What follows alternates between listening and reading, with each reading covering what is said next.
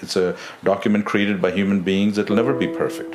Certainly, all people will never agree that it is what they want. It was a very significant step in Canadian history. It's like a contract that for Canadians, it tells us and explicitly what are the common values and principles that we share and that govern our collective space. A wise old trade unionist once described freedom of speech as the grievance procedure of a democratic society. It must, however, be recognized that no constitution, no charter of rights and freedoms, no sharing of powers can be a substitute for the willingness to share the risks and grandeur of the Canadian adventure.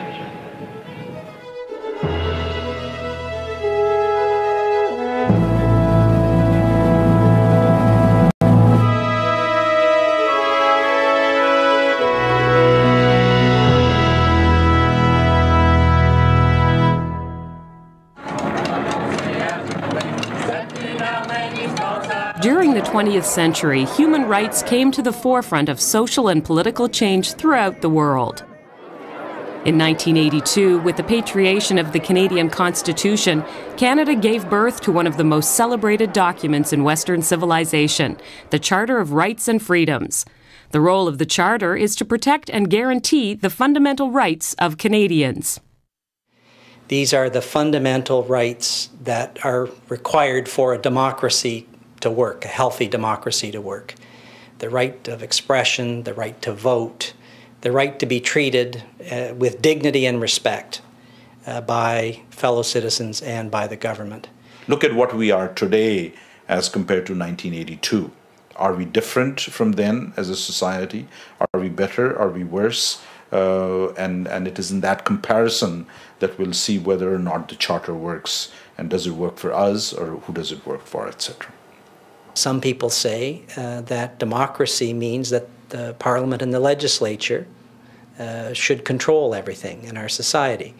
Well, I just don't think that's a very rich definition of democracy. And I think our parliamentarians have recognized that when they themselves enacted the Charter.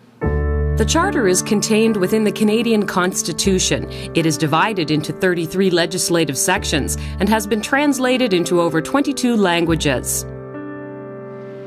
Justice Robert Sharp sits on the Court of Appeals of Ontario. The former Dean of Law at the University of Toronto has written extensively about the Charter of Rights and Freedoms. They say every individual has the right of freedom of expression, of freedom of religion. So even if you're not yet a Canadian citizen legally, you have the rights of citizenship more broadly. There are only certain rights, mobility rights and language rights, that are directly focused on citizenship. But most rights in the Charter apply to anyone who is caught up in the Canadian legal process.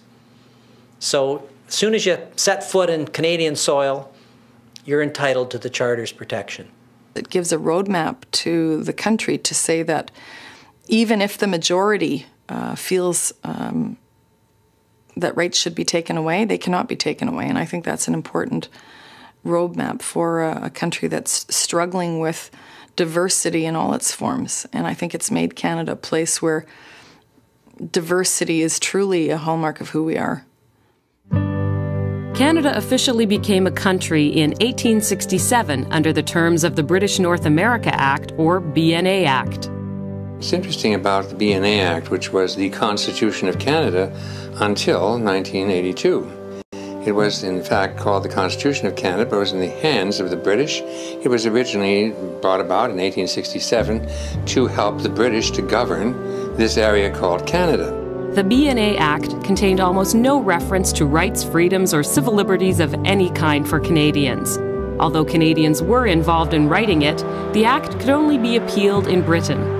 In the middle of the 20th century, several bills addressing human rights made their way through the Canadian Parliament, but they were not entrenched in the BNA Act and had limited strength. So it was important to have one single piece of written constitution that applied to everyone in Canada, whether they were citizens or not, in every province of Canada, and so that neither the federal government nor the provincial government to step on anyone's toes or deny them their basic rights and freedoms.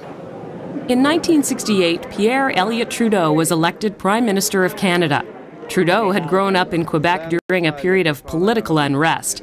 He was determined to bring home the Canadian Constitution and create a Canada honoring equality and human rights. Reverend Roland de Cornier served as a Member of Parliament for most of the 1980s. He led a Canada-wide effort supporting the Charter.